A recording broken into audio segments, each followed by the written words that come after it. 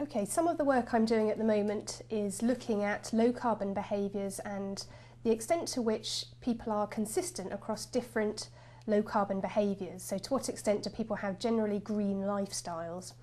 And the way we've investigated this is we've done a big survey of the general public and asked them about different behaviours that they might take to lower their carbon footprint.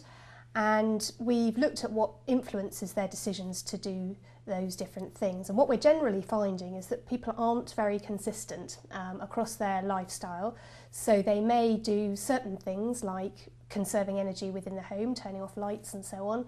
But in general, people don't have very green lifestyles across the board. So people may conserve energy in the home but not adopt green travel habits, for example, and they may not consider the environment when it comes to their voting behaviour or how they engage with communities in relation to environment. So people are influenced by a range of different factors and motivations, which accounts for this general kind of inconsistency across people's lifestyle. And what that means is that in order to try and influence people's behaviour and encourage low carbon living, we have to adopt a whole range of approaches.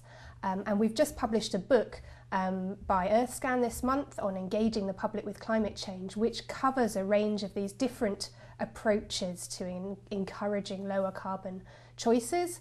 And this includes informational approaches, so for example, information campaigns, but of course they can be quite limited in terms of what impact they have on people's decisions to engage in low carbon lifestyles, through to different types of social and economic and structural types of approaches to changing behaviour. One of those approaches, for example, is targeting people's travel habits, and habit is a big barrier to getting people to change their behaviour. So people tend not to think about, for example, how they're going to travel to work. They do the same thing that they've always done. They always go to work the same way.